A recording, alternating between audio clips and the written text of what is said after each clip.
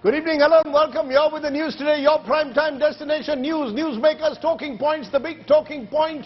We'll be bringing you the data on the oft-spoken about crime politics nexus in the country. Just how many of our legislators have serious criminal records? And how do you free politics from crime? We'll talk about that. Also, we'll have a showdown over the Jain monk's murder in Karnataka. Why is politics being played out over a crime? But first, as always, it's time for the 9 headlines at 9 tonight. National capital on flood alert as Yamuna water level breaches all-time high for the first time in 45 years. Chief Minister Kejriwal holds an emergency meeting in Delhi. Section 144 imposed in flood-prone areas as mass evacuation begins. The BJP deploys a fact-finding team in Bengal amidst panchayat poll violence, targets the Bengal Chief Minister over deaths. Mamata Banerjee hits back, blames the BJP for engineering violence as part, she says, of a conspiracy. India Today accesses Electoral Watchdog Association for Democratic Reforms report on crime politician nexus. Report finds that over 44% MLAs in India have a criminal case lodged against them, 28% serious criminal charges.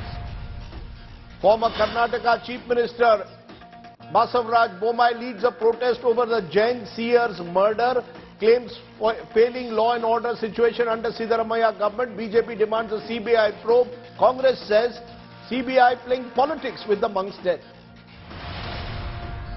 CEO and MD of Bengaluru startup tech firm hacked to death. Double murder accused Sabarish, also known as Joker Felix, arrested. Employees killed over a professional rivalry.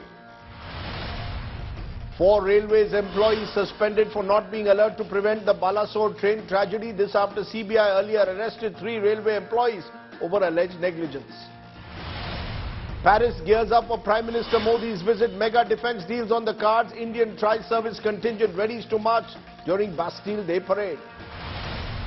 India's retail inflation jumps to a 3-month high of 4.81% in June. Industrial production growth rose to 5.2% in May, up from 4.2% in April. One of the biggest names in European literature, Milan Kundera, has died in Paris at the age of 94, best known for his 84 novel, The Unbearable Lightness of Being.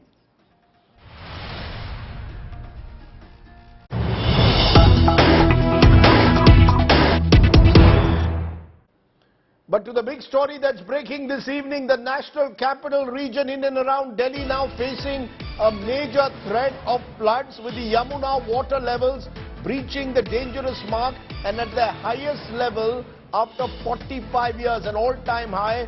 The previous highest was way back in 1978. The Delhi Chief Minister has now chaired an emergency meeting and has appealed for people to vacate low-lying areas. Section 144 has been imposed in Delhi's flood-prone area. So the big story is coming from Delhi. My colleague Maushmi Singh is right there tracking that mass evacuation that's taking place.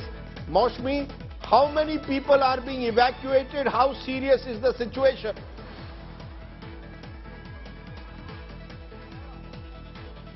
Right, Rajdeep, even in the dark of the night, you can see that we are here at Nursery Pushta, which is in the middle of Mayur Vihar, and this is the rescue operations that are on in full swing at the NDRF, the local administration right here, and people are, stranded in hundreds.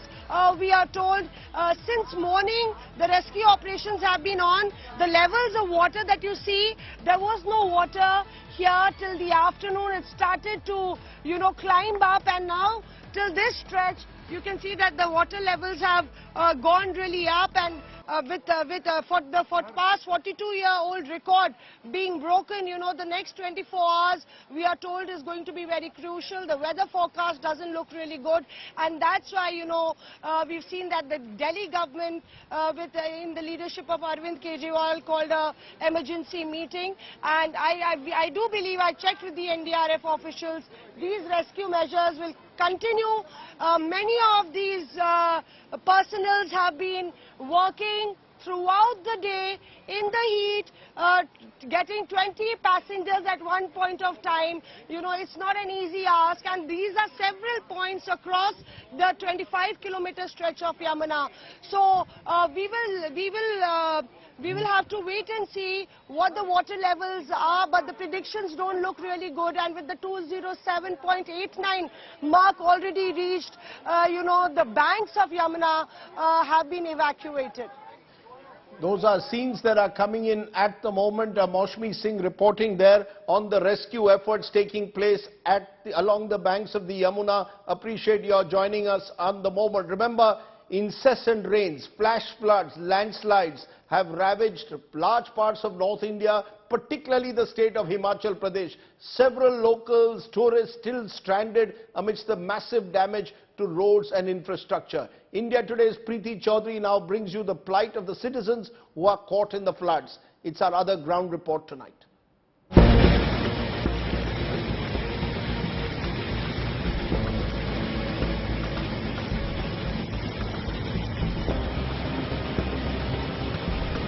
After the deluge comes the challenge of providing relief.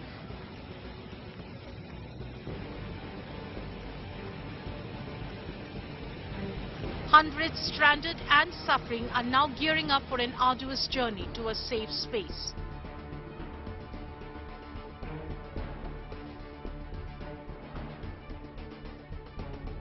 With more than 1,200 roads out of service, the magnitude of the task ahead is evident.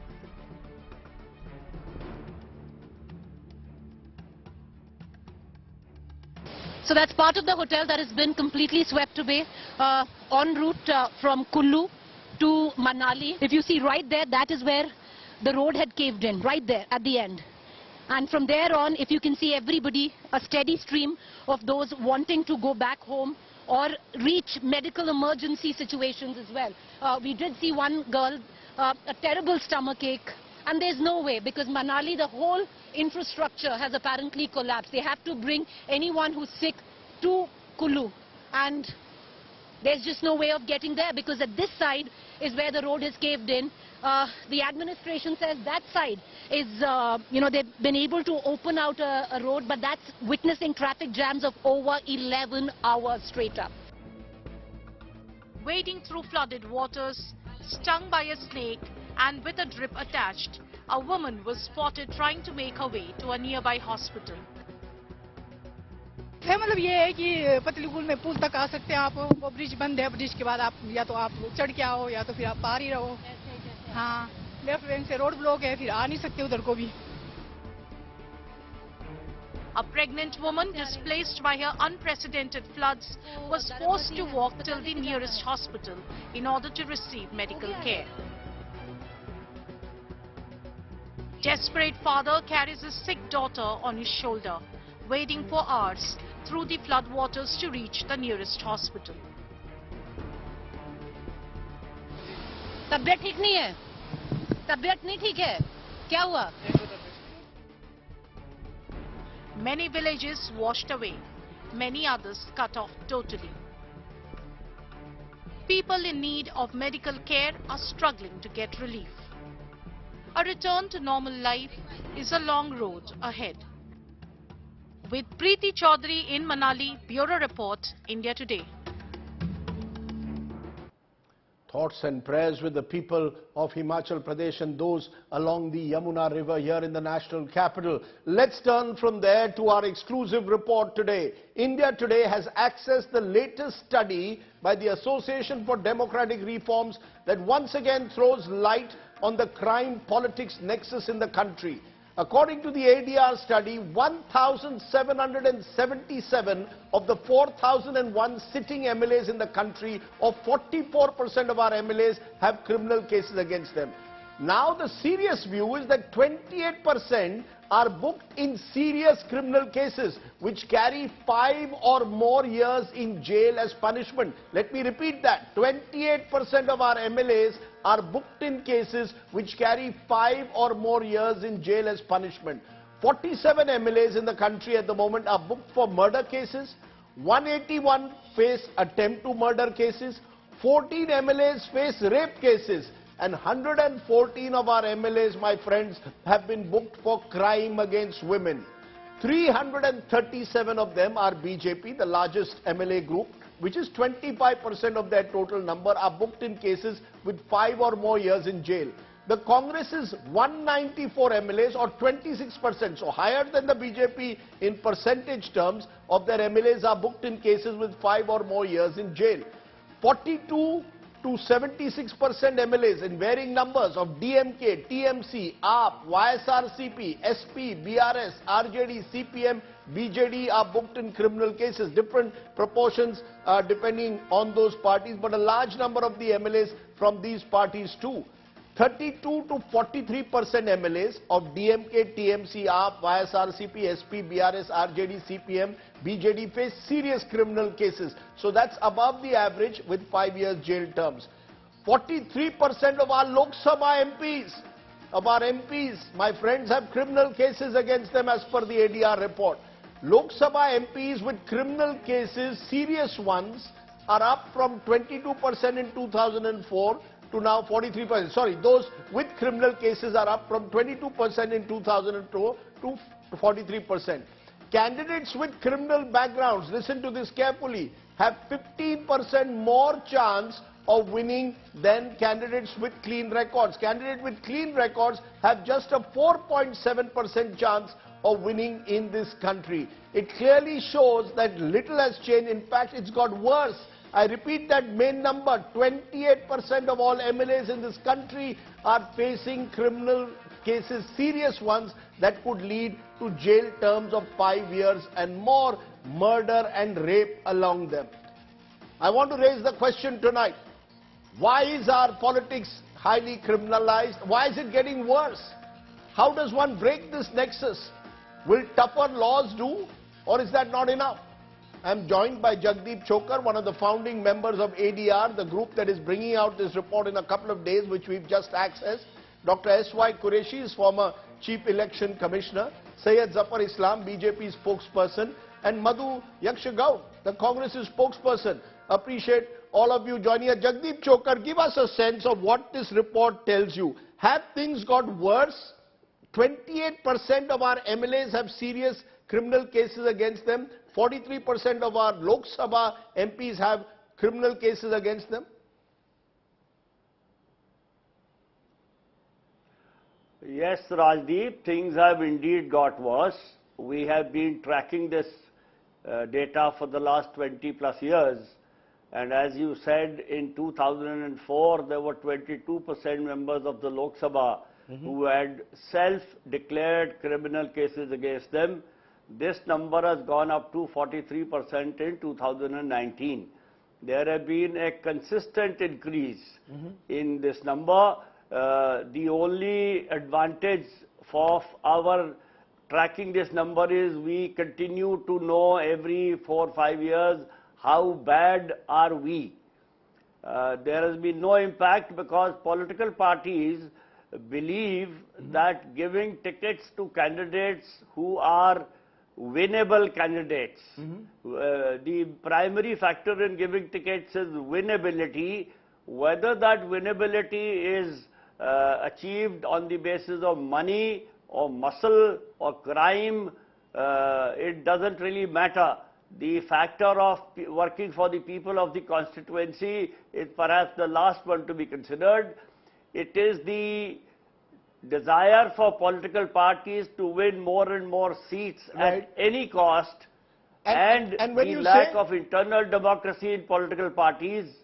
When you say, when your survey says candidates with clean record have only a 4.7% chance of winning, candidates with criminal records have a 15% higher chance, or are they more likely to win compared to a candidate with clean record? Am I correct? They have a higher chance because they spend money like water, and illegal money, unaccounted money is spent on elections, and the limits fixed by the government through the Election Commission are an eyewash. Nobody bothers about them. All kinds of things happen which are under the radar, although everybody knows about it. The amount of cash seized by the Election Commission increases in every election. And unless either we make a law, that a person with a serious criminal charge in which charges have been framed and the case has been registered 1 year before voting, etc., unless we bar candidates with serious criminal cases from contesting, or we introduce internal democracy in political parties, or both. This is the only way to control this, but unfortunately I do not see political parties agreeing to this, at least in my lifetime. Let me ask the former Chief Election Commissioner then, Dr. S.Y. Qureshi, whether the Election Commission can step in. It seems as a citizen that the Election Commission, sir, is powerless. I've been tracking this like ADR for years. It's getting worse. The Election Commission claims that they have managed to ensure that the muscle power of booth capturing, which used to exist in the 80s, in particular in states like Bihar, has ended. We've seen violence in Bengal, but money power and criminality. These are people with murder and rape charges, which can have conviction more than 5 years. Some of them, when we call them up, say, look, these are being fixed by our political rivals. But be that as it may, should the Election Commission, is the Election Commission powerless to stop this? Is it, as Mr. Chokar says, all about internal democracy? Parties have to stop choosing such candidates, and we, the voters, have to stop electing them. Well, Rajdeep, Election Commission's role has been very limited. In fact, Election Commission has been joining voice with Mr. Jagdeep Chokar for the last so many years. We want to stop criminalization, but it is not in our hand. They have to be debarred from contesting legally, and which has been the demand of ADR and which has been the demand of Election Commission of India also. And Election Commission had come up with a formulation because the defense of the political parties was that the law of the land presumed that you are innocent till convicted. Now, fair enough. So, but Election Commission had this formulation that only heinous offences, because another defense parties used to make was that sometimes false political cases are registered. So our response was that only heinous offences which carry imprisonment of 5 years, that should be considered. Secondly, the case should have been registered at least a year in advance, a year before the election. And thirdly, which is most important, a court of law should have framed the charges. Now, law court, which in this case heinous offences will be not less than district and session court, which and if they frame the charges, they are a neutral authority, so that should be accepted and they should be debarred. But again, the presumption of innocence is again repeated. I have a counter question which I have asked repeatedly in the presence of judges and juries and experts, but nobody has been able to answer this. And I'll repeat that question to you, that there are 4 lakh prisoners in Indian jails today, of which 70% are under trial. That means not yet convicted. That means they're innocent. Yet you have taken away 4 of their fundamental rights. 4 fundamental rights: right to liberty, freedom of movement, freedom of occupation, and right to dignity. If you can take away fundamental right within the ambit of law, which you always quote, right to contest is not even a constitutional right. It's not a fundamental right, it's a statutory right. It can surely be suspended. So that is one thing. Secondly, you mentioned the winnability thing. You know, we need to see why is it that they win, because voters who have to live with that candidate after the election commission comes and goes, then they have to live in the same constituency. They are scared. So, which is why But I want to get this right. Yeah. Are you saying that if the offence, at the moment you have to wait for a conviction? As we've seen with Rahul Gandhi, he's got disqualified for criminal defamation because the conviction sentences him to 2 years. Are you saying that the moment prima facie charges are established of a serious nature, especially rape and murder, that candidate must be immediately disqualified? He cannot contest, suspended if a charge sheet is filed, am I correct, pending conviction? Yeah. Yeah, our stand is that debarring candidates from contesting, and which we say that only on conviction for heinous offences, 5 years or more. Less than that, we take it as political vendetta and others that we are not even considering. And as Professor Chokar pointed out, almost 80% cases are serious criminal offences which carry more than 5 years. So, by the way, Supreme Court in 2014 took an alternative route, which is also a good route to take, at least expeditious disposal of cases pending against the politicians. And they asked all the courts in the country that they should take up these cases on priority and decide within a year.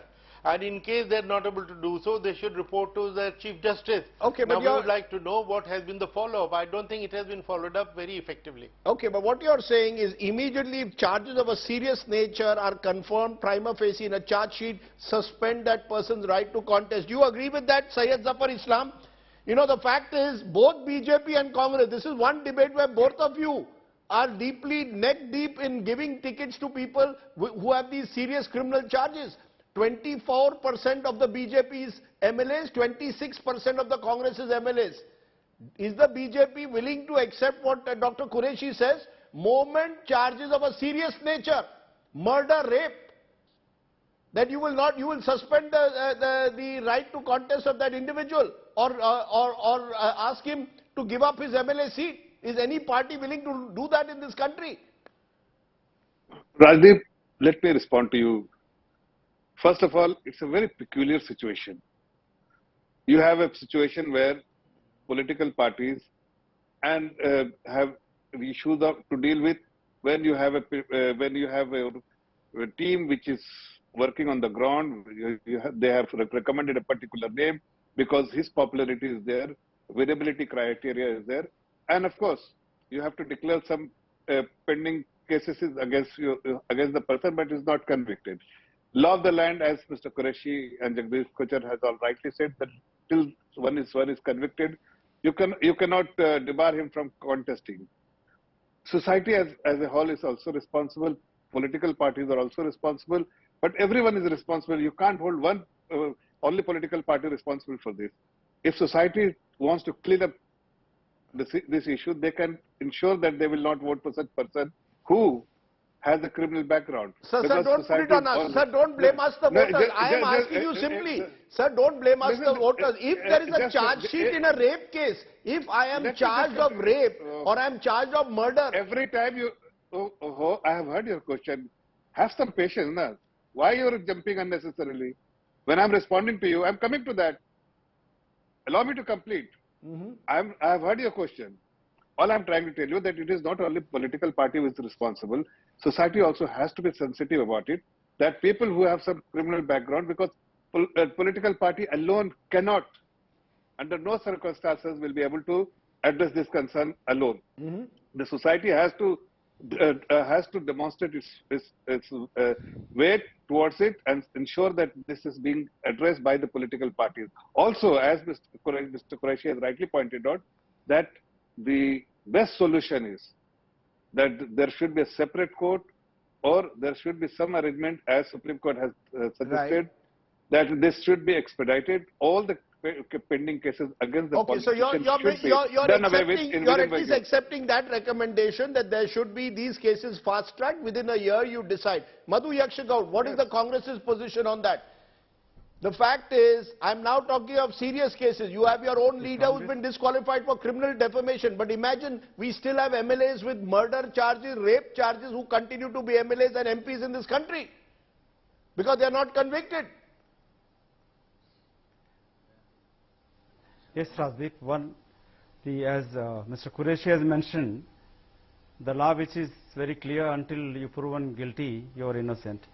Supreme Court has initiated these cases to be disposed of on politicians within a year. What I am trying to say here, I think I read once the MV Kamath has written, the people get what they deserve it. It's a people's responsibility. Ours is in a developing democracy. Rajdeep, when I was living in US, I've seen that when a Democratic Party president, a sitting senator, withdrawn from the contest when he was not declared, were 2 watches which is received. So that kind of a transparency has to be there, and people also have to be like, I appreciate the ADR. Sir, don't blame the voters, sir. Please don't blame the voters. Expose the people, politicians with a criminal record. No, what I'm trying to say, no, please allow me a minute, after half a minute I answer. Yeah, please go ahead.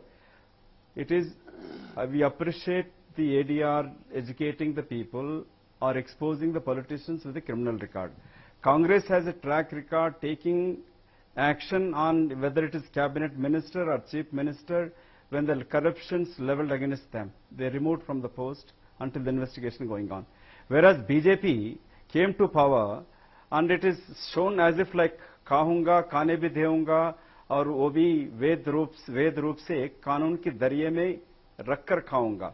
So which BJP promised a transparency government and a clean government, which their money is playing a very key role in the politics. And BJP enmasked and legalized the corruption by collecting the huge funds in the name of electoral bonds and bringing change to the amendment to the People Representation Act and also to the Company Act, where the political parties doesn't have to declare where the funds received, and also. So you're saying criminality. Let's not make it Congress versus BJP, sir. This is one issue which let us please make it bipartisan. It is not as if this is only a BJP problem. My limited point is you are linking it, and that's a good point. You are linking it to money. You are saying because money is so critical to get elected, therefore, those who may have access to resources which may not have been gainfully earned, which may have been the product of criminality, get an advantage. Am I correct? Correct. Yes, okay. You are right. Being contested 4 elections, I am telling with my experience, Rajdeep. Yeah, and you are from Telangana, a state where cash, many believe, rule. I want to ask you, Mr. Chokar, your survey is also showing 30% of those with assets of 5 crores or more get elected, and only 8% of those with assets of 2 crores or less get elected. Is there therefore the link between cash, crime and politics? That's what it's coming down to. It's winnability and it's the cash, crime, politics nexus, Professor Chokar. This cash, crime, politics nexus is well established all over the country. Let me add 3 issues on the basis of what people have said. Number 1, the fast-track courts have got nowhere. Since 2014, this has been going on, but in the last 9 years, we have not achieved anything on it. Number 2, so far as the question of people voting them in and society being responsible, we have also done analysis of what we call red alert constituencies, where 3 or more candidates in a constituency have criminal records against them. And in most cases, regardless of the total number of candidates, the candidates who have a reasonable chance of getting elected are not more than 2 or 3. If all those 2 or 3 have criminal cases pending against them, what choice does a voter have? Either a voter votes for a candidate who's certainly going to lose, or the voter votes for one of these 3. And about 50% constituencies in the country are often red alert constituencies. Giving the responsibility to society is very well, but I think political parties as the primary organizations who run politics and governance and elections in the country have more responsibility than the society at large. Political parties are the ones which mobilize public opinion, which formulate and guide public opinion. They have to take a greater share of this responsibility. It cannot be put on to the people and to society at large. I could not agree with you more. I think one suggestion, of course, has come on this show from Dr. Qureshi, which the political party should agree to, that fast-track the cases involving MLAs and MPs, do it within 12 months, but the moment the charge is of a serious nature, political parties should be ready to suspend the right of that MLA, MP to contest or continue in office. How many political parties are willing to do that? That would be the real test of their commitment to the fight against corruption. This data is available on the ADR site. Please do go and see it. This country needs to wake up to see what is happening to our politics. You and I need to also ensure that we try wherever possible to elect those with a clean record. But cash, I'm sorry to say, often is the key at the moment in election. I appreciate my guest joining me here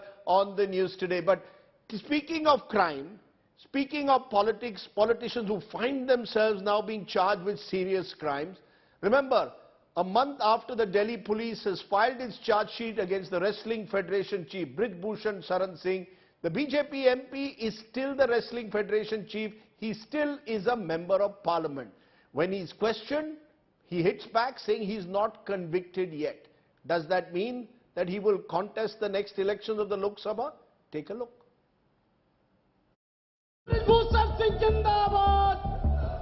Nearly a month after the Delhi police filed the charge sheet against Brij Bhushan Singh, listing serious allegations and claiming corroborative proof, the BJP MP from Kasarganj remains the president of the Wrestling Federation of India. The charge sheet accessed by India Today makes grave accusations. The police say Brij Bhushan is liable to be prosecuted for the offences of sexual harassment, molestation and stalking. 15 witnesses have corroborated the charges. The witnesses include 2 coaches. The charge sheet lists 15 separate incidents of harassment. The charge sheet includes photographs submitted by the athletes. Delhi Commission for Women Chief is questioning why Brij Bhushan is roaming free. सबसे पहले तो Delhi police ये बताए कि जब उन्हें पता था कि ब्रिज भूषण ने लड़कियों के साथ यौन शोषण कराए तो उसको अरेस्ट क्यों नहीं करा गया।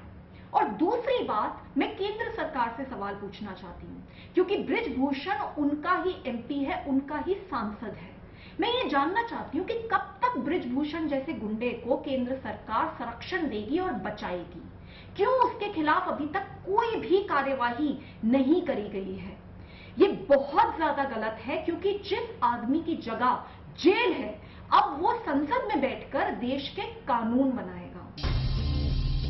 Hitting back at the opposition, Brij Bhushan has accused the Congress of conspiring against him and his family, asserting that filing of a charge sheet does not make him a criminal.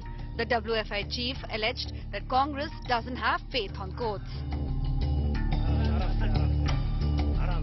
The BJP, which Brij Bhushan represents in Parliament, claims the courts will decide his fate. Brij Bhushan ji के मामले में court ने संज्ञान लिया है और police ने भी अपनी चार्जशीट फाइल की है। उस चार्जशीट के अंतर्गत जो कोर्ट का फैसला होगा वो मानने होगा। While the law will take its own course, the moral question remains unanswered. Why is Brij Bhushan still in office? Bureau Report, India Today. Ask yourself, why is he still someone who should be an MP? Well, let's turn from there to the political face-off over the Bengal panchayat election that escalated, with the BJP fact-finding team visiting Bengal, claiming Chief Minister Mamata Banerjee's government had failed to keep peace in the state. The Chief Minister has hit back, blaming the BJP for being behind the violence in 60 poll booths. Listen in to the two sides. ये सुशीला मंडल है, इसका परिवार हमारी party का समर्थक है। यही है। इसकी बहू और इसके बेटे बूथ पर काम कर रहे थे पार्टी की तरफ से, और टीएमसी के लोग बूथ कैप्चर करने की कोशिश कर रहे थे, उसका विरोध किया। घर पर आकर के पूरे घर को तोड़ा, उधर सामान छीटा, उनके बेटे को तलवार से हमला किया, उनकी बहू को पीटा, इनके बूढ़े पति बोल नहीं सकते हैं, उनकी पिटाई किया, ये दरवाजा भी तोड़ दिया। पार्टी को उसके लिए बाहर व्यवस्था करनी पड़ती है और बात करती है लोकतंत्र की। शर्म आनी चाहिए ममता जी आपको। आज যারা বাংলার বদনাম করে বেড়ালেন, আবার ফ্যাক্ট ফাইন্ডিং টিম পাঠিয়েছে। আর কত টিম পাঠাবেন বলতে পারেন? আমার ভাজপার এই অপদার্থ লিডারগুলোকে জিজ্ঞেস করি, যাদের সাহস নেই রুখে দাঁড়ানোর, রাজনীতি করবার অধিকার নেই এদের, যারা গণতন্ত্রকে হত্যা করে। আমরা করি না। আমি এতদিন বাদে মুখ খুলছি, আমি এতদিন একটি কথাও বলিনি, সহ্য করে গেছি। Battle between of Bengal. Let's turn from there to a battle playing out in Karnataka, where the BJP, months after they lost the elections, has launched an all-out attack against the Congress Siddaramaiah government over a brutal murder of a Jain Muni. Staging a mega dharna at Vidhan Sauda today, the BJP demanded a CBI probe into the case, saying the Congress government is not carrying out an impartial, fair probe. The Siddaramaiah government says the accused have been arrested. The BJP is playing politics over the murder. Take a look. Showdown erupts over the brutal murder of Jain seer Kamakumara Nandi Maharaj in Karnataka. The BJP, which has been demanding a CBI probe in the case, staged a dharna outside the Vidhana Sauda on Wednesday. The Jungle Raj started in Karnataka within 2 months of Congress rule. Fear of law is not there, the fear of police is not there, and all the anti-social elements have come out openly, and now they are freeing the entire society here, and there is a fear among the common man. BJP MLAs marched to the Raj Bhavan and submitted a memorandum to the governor. The party claimed that Hindus were being targeted ever since the Congress government came to power in May. The Siddaramaiah government has defended the police and assured a fair and impartial probe. BJP can claim anything that they want. The Jain community, the seers of the community have come out and said that we are satisfied with the progress of the investigation. The police have arrested 2 people in connection to the murder. The investigators claim the killing was over a financial dispute. Meanwhile, shocking details have emerged on how the seer was murdered. According to the FIR, on the night of July 5th, main accused Narayan, along with his friend Hassan Sab, allegedly tried to kill the seer by electrocution. When they failed in it, they allegedly strangled the monk to death with a towel. The duo then allegedly cut the seer's body into pieces and dumped the parts into a borewell. The accused also burned a diary belonging to the seer.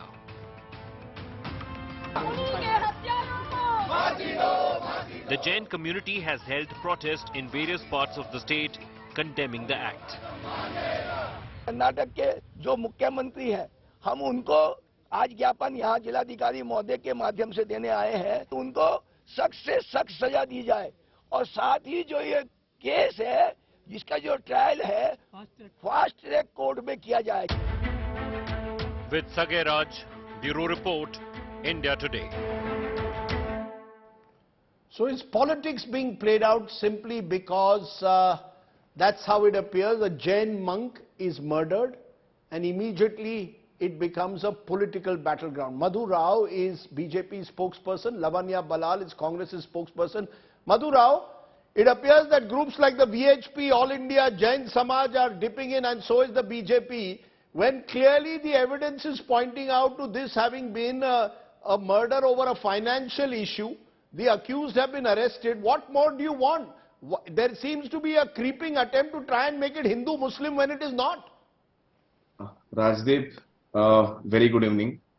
I think this is a very gruesome murder which has happened, and it has sent shockwaves and ripples across the state. Now, having said that, I think the government of the day has to put its head in shame for the reason simple that there could have not been such an act which has been happened now. Now, you are just telling me that the evidence has been collected, it has already been decided. Yes. The investigation is going on, Rajdeep. How is it possible for the police officers to come and say on the media, saying that the financial transaction is a motive? How can you attribute a motive which is not yet to be decided? No, they claim they've done a preliminary inquiry. Do you know more than the police officers? Does someone sitting in Meerut know more than the police officers? Why do you want to make it Hindu-Muslim, for God's sake? Who told it is Hindu-Muslim? Kindly understand, Rajdeep. The VHP, the Vishwa Hindu Parishad, your affiliate. If you can allow me to answer. Yeah, please. 1 minute. Yeah. The point is simple. The act has been done. Now, after the act, what has happened? The devotees of the mud come and say that they are not revealing as to what has happened, and they themselves are on record to say that we have been pressurized to say that it is a financial transaction. Why is it happening? And the MLA of the constituency and others of the trustees, they were telling that the trustees were forced to say that there is a financial transaction. Why is it happening? And then how could you misplace rather to say an accused to 2 to accused 1 and accused 1 to accused 2? See, really what happens is this is sending bad signals. Okay. And one more point. This is a direct fallout of the appeasement politics the moment Congress comes into picture. Why are the murders happening day in and day out? As we are speaking, yesterday there is a double murder which has happened in Bangalore. So There that a is a murder which professional happened- rivalry. Is every? I mean, are you saying that murders are happening because the government has changed? Rajdeep, you please do not assume the role of a investigator. No, I am Let the telling you what the investigation police go is on. claiming. Let the investigation go Okay, on. so I you're- want to tell only the Congress party. Okay. Do a fair investigation. Don't force your police like what you have forced a police cop in Gulbarga, where the police cop says they're pressurizing me to do hafta vasuli. What do we have to say about it? Okay. There's a police cop Let who has her- been murdered because let of her a mafia answer. gang. Let her answer now. Lavanya Balal, according to the BJP, the investigation is being botched up. Witnesses are being tutored, and therefore the government has much to answer. They don't believe that an independent inquiry can go on. Go ahead. Good evening, Rajdeep. I just want you and the BJP spokesperson to bear with me. I'm a practicing Jain and I come from a family which takes care of multiple Jain temples across Karnataka state. We are one of the biggest donors to our temples and to our monks. My humble request as a Jain to the BJP party today is, sir, my munis, my monks' entire life was spent in his attempt, he strived to reach moksha. And that was his path, and he was trying to do that. He's been brutally murdered, sir. You misusing his death attaches more and more sins to his soul. Please do not misuse his death and hurt our religious sentiments. This is my humble request as a Jain, not to misuse his death for your Ma'am, but it is not just the BJP. Jain community is also staging a protest. It appears now that this murder is getting caught in politics. So it's not necessary. There are Jain community leaders also who are calling for a CBI inquiry, not just the BJP. Rajdeep, No, ma'am. No, ma'am. Now he this. must be allowed to answer. Go ahead, ma'am. Rajdeep, if I may. No, don't Rajdeep, intervene, may I sir. answer? No, you cannot intervene, sir. Please, go ahead, Lavanya. So Rajdeep, politically, I'll tell you one thing. Our religious leaders have met our Home Minister and have met other leaders as well. We are very happy with the way investigation is going on. We are saddened by his murder, but we are happy with the assurances given to us by the Home Minister. And also, I would like to remind everybody, you know, the BJP has consistently had lack of trust in the Karnataka police. When DK Ravi, the IAS officer's murder happened, they said we do not trust the police. But after the CBI investigation, which happened during the BJP government, they came back and said the same conclusion as the Karnataka State Police. When Paramesh Mehta was murdered, the BJP created fanciful stories of torture and murder. But then the CBI came back and said the same report as the Karnataka Police. So we have time and again seen that the BJP party has zero trust in the state police. They ask for CBI inquiry and the CBI comes back and gives the same report. Okay. Basically, they need to tell us if they want the police force in Karnataka or not. If not, we can have the CBI itself. No police from tomorrow in Karnataka. You know, Mr. Rao, what if tomorrow this financial dispute, which was allegedly some loan which was given to these people, they refused to pay up, is responsible for the murder? What will the BJP then say? You've got the chief minister and others now on the former chief minister on the street calling for CBI inquiry. How long are we going to play religious politics with crime? If there is a religious angle, by all means expose it. But don't, I mean, you have no faith in the Karnataka police, which you were running till 2 months ago, sir. Rajdeep. Yes, sir. My only, please give me an uninterrupted time how you give it to me. 1 minute. Yeah. Now the point is simple. Our Congress spokesperson was telling the Jain, she is a Jain and she is from a Jain community and all. I request her to go and meet Sri Gunadhar Nandi Maharaj, who is another saint from Hubli. He is on record to say that he does not have satisfaction in the government's attitude, and he is the one who told he has CM does not call, no minister called. They are from the minuscule minority. We have been targeted. I did not say this. It is only after that we BJP in the house we came to the well. We made halla gulla. It is only after that Parameshwar went and met Gunadhar Nandi Maharaj and told that we will do an investigation. Sir, I am only asking you didn't answer my question. So what if 1 month later the police report shows it was a financial transaction that led to the murder? What will the BJP then say? Wonderful. The attribute is already been fixed. Let us not get into that now. And the whole Jain community is telling that a Jain Muni does not get into such a transaction. And of all we are telling that that is the transaction, that is the motive. You have attributed already the motive. No, I am telling you what the police report is saying. We are only That's what the police report is saying. You don't know more than the police, neither do I. Rajdeep Sardesai, FIR is based on what? There is 2 FIRs which have been lodged. One is a missing complaint FIR and another complaint which has been converted for the murder FIR. That is a statement based on the accused. You mean to say the accused, whatever he says, that will be the investigation the police will do? Okay. Is that how the investigation Lavanya, goes? are you also willing, and Mr. Rao, you made your point. Lavanya, are you all also willing to at least, ensure if the opposition wants a transparent inquiry, maybe an SIT set up, if not the CBI? If you have nothing to hide, make it a full transparent inquiry. Rajdeep, this is a crime and this is a murder, and we as a Congress party, we are assuring the state, we are assuring the Jain community that there will be justice done for this murder. And I would request once again BJP not to hurt our religious sentiments and not to attribute things that has not happened there or it has happened. Please don't cast any kind of stories around the monk. Please let him be. Let his death be. Please do not drag it out for your political gains and hurt his soul much more so. This is all we will say, because Rajdeep, as you know, Jains rarely in Karnataka speak up. We are a very quiet community, and this is really very hurtful for us to watch the political drama that is happening in his name. We do not want the political drama. Let me leave it there. It's very sad that when death gets immediately converted by our politicians. No. You've had your point. I've run out of time. Let's not make everything out to be a hate crime even without proof. Let there at least the proof come out. Once the proof comes out, if the police is able to establish it, if you don't agree with the police version, go to the courts. But let's not play this out on the streets of Karnataka. It doesn't send out, in my view at least, the right message in these sensitive times. But Mr. Rao, you made your point. Lavanya has also made a point. I appreciate both of you joining me here on the news today. Let's turn to our Get Real India story, and it comes from Rajasthan, where several patients who are suffering from cataract have now complained of loss of vision. While the patients are accusing the hospital for mishandling their surgeries, doctors claim that the loss of vision is due to an infection. Take a look at tonight's shocking Get Real India story.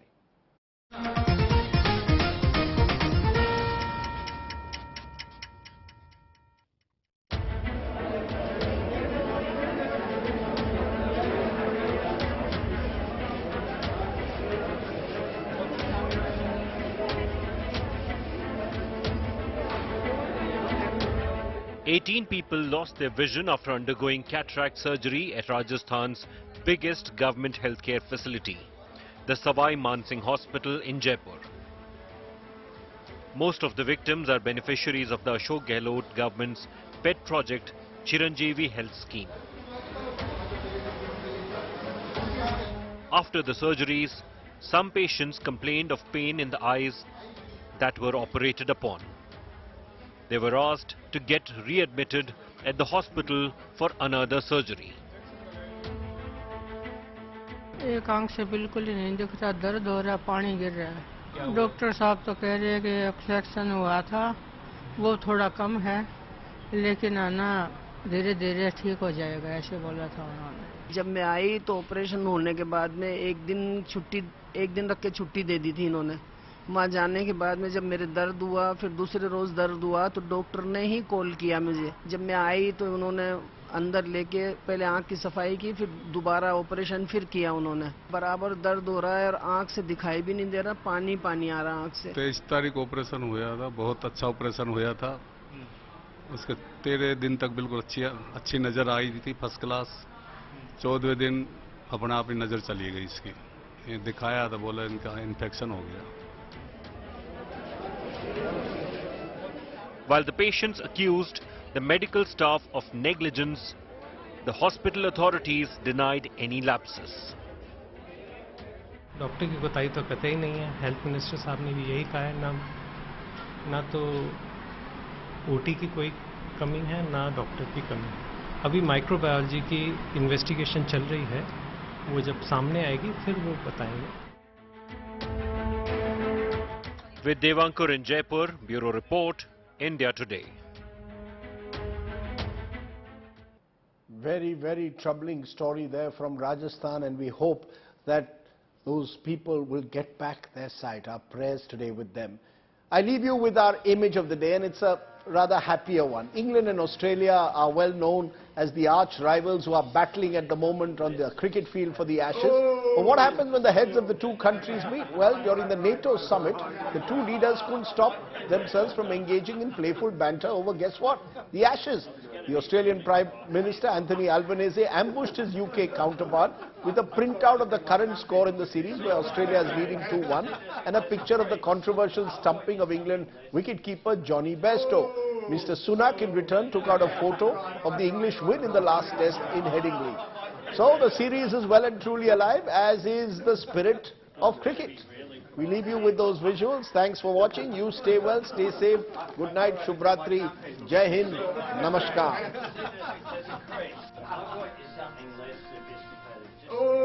Just to sort of...